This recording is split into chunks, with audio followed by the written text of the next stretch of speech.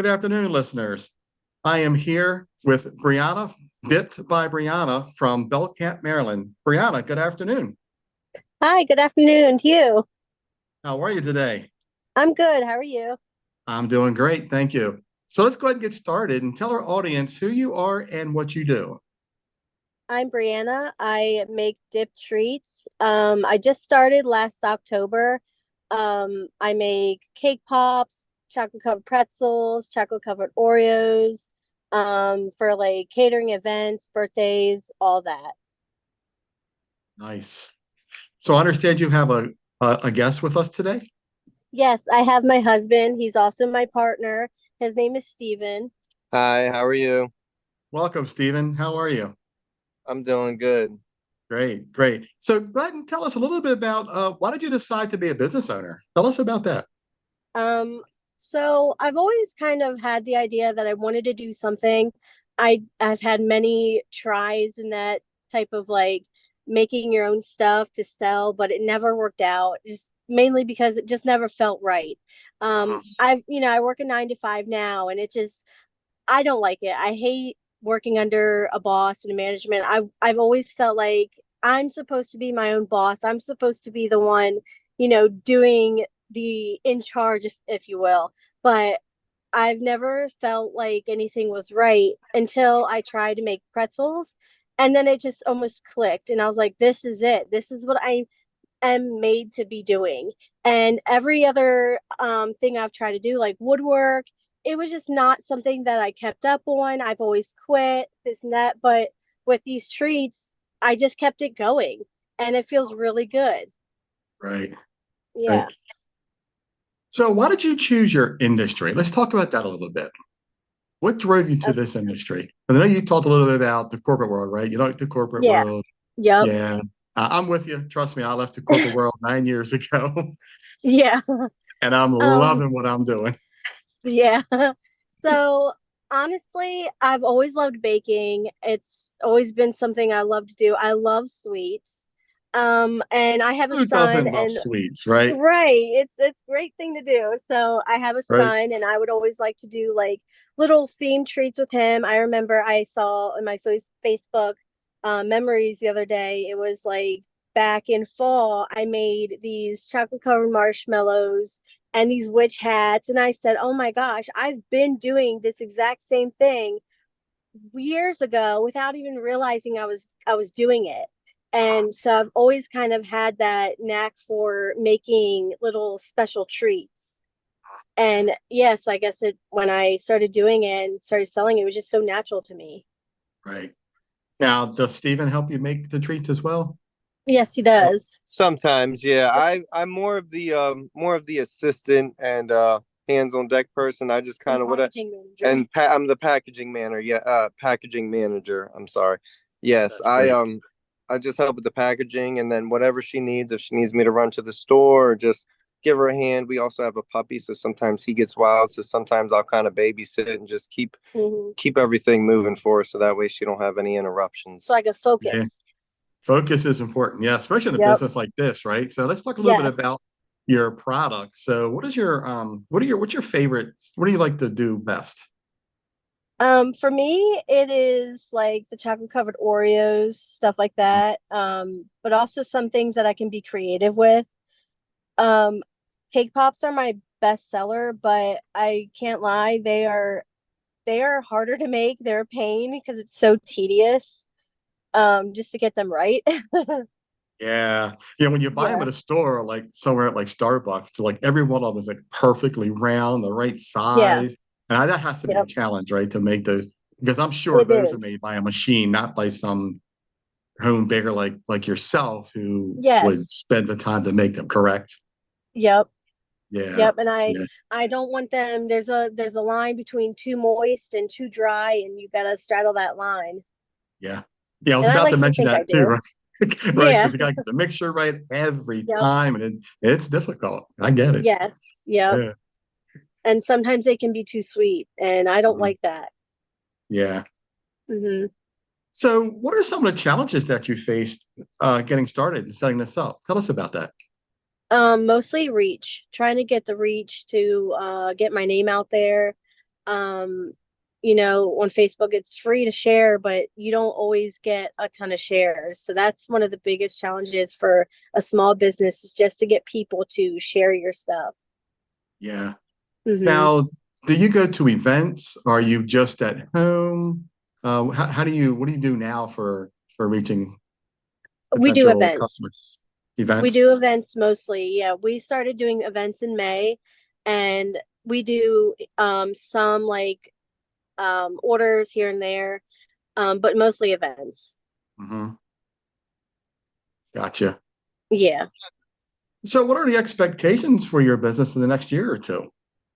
I would hope that it grows a little bit more. I do want to eventually open up a brick and mortar, because that would be a dream.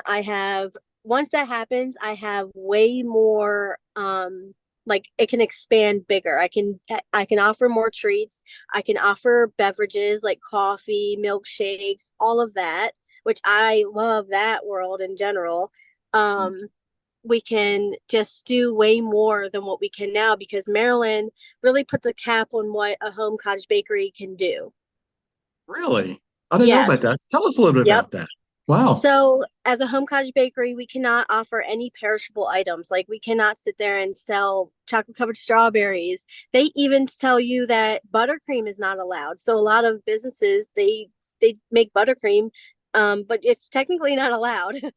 So, you have to find ways around it to make it conform to Maryland's food regulation for cottage bakeries, and Uh-huh. it makes it harder. Oh, I can imagine. Yeah, Yeah. I didn't know that. I didn't know that there were a lot of these Yep. regulations of certain things that you can and cannot do. I mean, I know there are Yes. like, because the size of a kitchen and there's like, you Yeah. know, like quantity and stuff, but I didn't know there were those kind of regulations of you have Oh to be yeah. careful of what you make. Wow. Yep. Yeah, you do have to be careful with what you make. A lot of things like just in general, like you can't make anything perishable. No whipped creams, nothing like that. No Mhm. fruits really, unless it has a higher acidity. I think I can't remember, but yeah, Mhm. I just kind of try to stay away from the fruit. But yeah, Right. all that stuff is regulated. Wow. Yep. So your hopes in the future is to open up your own little brick and mortar, and that way you'll have expansion to make whatever you want. Yes. Yes. Yep. Because a lot of that stuff you can't do unless you have a commercial kitchen because of the temperature control. I used to work in food service, so that's why I know all this. But So you yeah, already have the know-how. You're smart. You already got it. yes, yeah, and I like to, I don't want to get in trouble with the health department, so I always try to make sure that I'm following the rules. I'm doing what I'm supposed to. I'm doing my due diligence, and for everybody's safety, I don't want to give Yeah. someone food that isn't good. Yeah. Absolutely. Yep. Very, very smart. And that's good that you Yeah. follow the rules and regulations and Yeah. stick to the guidelines. Yeah. So Yes. have you put any thought into maybe checking into ghost kitchens? I have, but I'm just so micro that right now I don't think I can afford that. But maybe in the next year or two, I would love to look more into that. Yeah. Yeah, it was just a thought that I was thinking about because I know a lot of people use ghost kitchens, where it's you Mm-hmm. just share it and I tell you, Yes. you can help with these regulations. Yes. Yep. Yeah, That'd right. be a lot better. Yeah, Yeah, absolutely. because my kitchen is very small right now, so I just work Yeah. off my dining room table, and that's my little studio. And I can see you and Steve now. You're cooking, you're making everything, and he's bumping into you trying to package these things up. Yeah. Yes. Yep, That's how it is. exactly how it is. We have a lot of late night. Yeah. So Steve, quick Yep. question. So you do the Yes. packaging. Tell us a little bit about the packaging. Is this like personalized per person or just for your business or how does that work? So for the packaging, as in like, so what exactly do you mean? I'm sorry, I don't want to answer this the wrong way, so I just want to That's make okay. I was sure. just Yeah, that's fine. I was just curious if your packaging is like is it per order or is it just something that's marketed towards your business? Do you So personalize the packaging? no, it's not necessarily personalized, but there is. I do like to make sure I'm a perfectionist, so I do like to make sure that they're very nice and neat. For example, the cake pops, when we first started doing them, I would just kind of like wrap it around and then like push the twist tie down. But Mhm. now I kind of perfected a method to where I wrap it around twice, twist it up, and then kind of tuck it, so it looks real nice, like a almost kind of like a ribbon around it. So I try to do small things to kind of give like a little personal touch and to make sure that they all look nice, neat, and organized. Nice. Nice. Yeah, I try. Yeah. Hey, that's great, man. Make it look good. I can't wait to dip in and try some of your treats. That's my next thing. I'm Yeah. gonna start ordering from you. I gotta try them. Yeah, definitely, definitely. So for our listeners, so how do we reach out to you? How do we find you? So you can find me on Facebook by it's Dip by Brianna, or you can find me on Instagram, which is dipped dot by dot Brianna. And then I also have a website. That's www.dippedbybrianna.square.site. Gotcha. Yeah. Okay. And I can put um, that in the notes once I'm okay. finished with the podcast. Yeah. I also am at several different events throughout the months. I'm really trying to, you know, I guess schedule them, fill up my calendar with them. Mhm. I have one coming up on Saturday. It's actually the Unicorn Quest in Northeast, and that's a big one. And I'm also going to be in the Happy Grace Fall Fest, which is a really big one. Right. Now, are there sites for those, or are you having it just social media? I think it's just social media through Yeah. Facebook. Gotcha. Okay. And this is on your social media so people can find out where Yeah. to go, directions and all. Yep. Okay, cool. hmm Awesome. All right. Yeah, I'm super excited. Oh yeah, I definitely got to check those out myself. Yeah. Absolutely. So, would you like to offer a discount to our listeners? Sure. I can do $10 off their first order. Oh, great. Thank you. You're welcome. That's awesome.